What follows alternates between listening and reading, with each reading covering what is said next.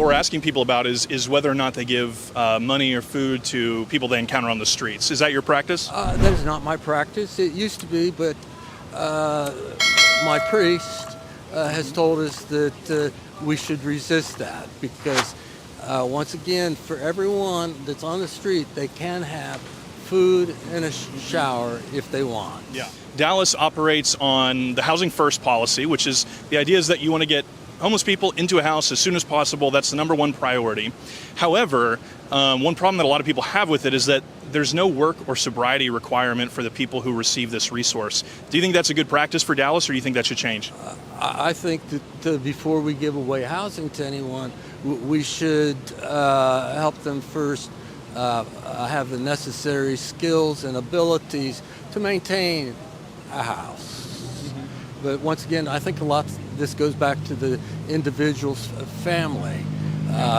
One of the interesting things that I've noticed downtown is that I don't recall in the 6 years that I've living downtown to see a Hispanic street person. I've noticed that as well, and I've actually asked, when I speak to homeless people, I've asked them why they think that is. Why do you think that that's the case?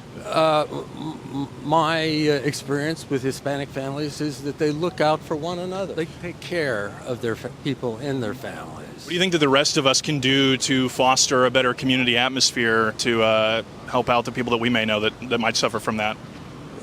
The parish that I belong to, they have continual outreach programs to help those people if they're willing to accept help. And do you think that most people, I'm just kind of interested in this.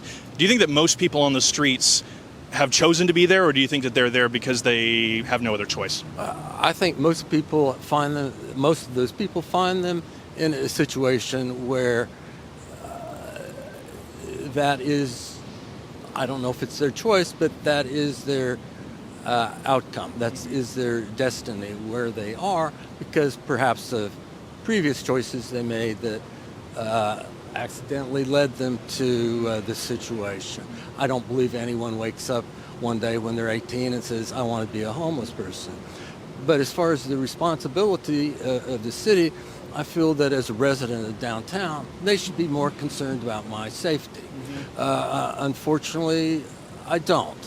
And I don't see the city really doing anything to make a big impact as far as the safety of other people. I don't feel safe walking the streets after dark. I don't feel safe in my building because people break in. They vandalize cars. They threaten people. The city could do something. Agreed. Jesus would not want them. Right, and there's nothing wrong with using the government to enforce the law and try to help people, but that, it doesn't work to just not do either.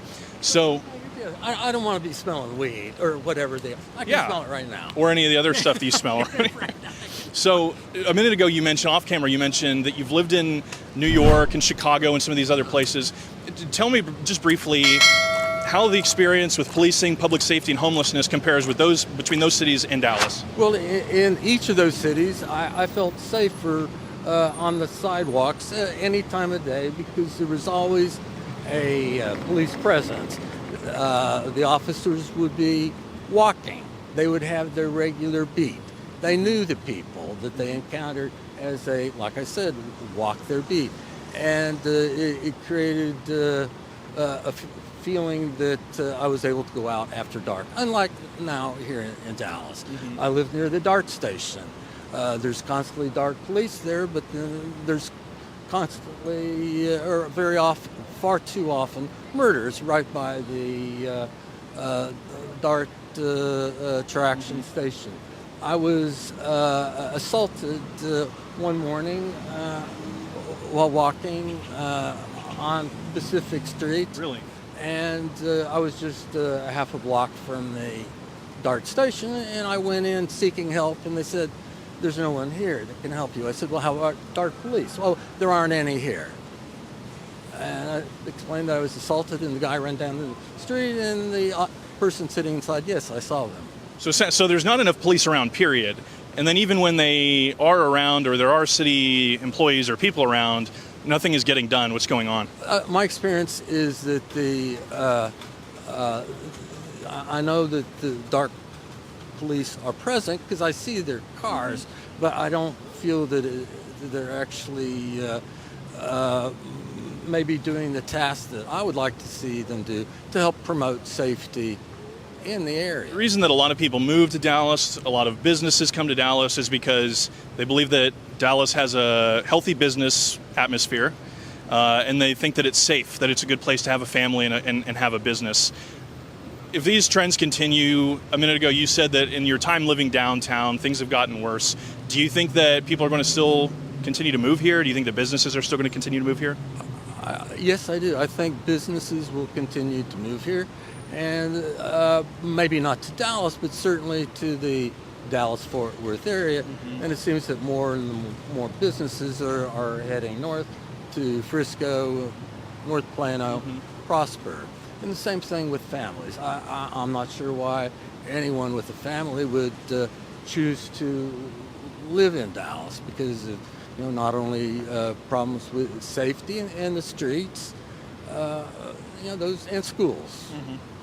Safety, schools, and streets. Maybe the 3 S's.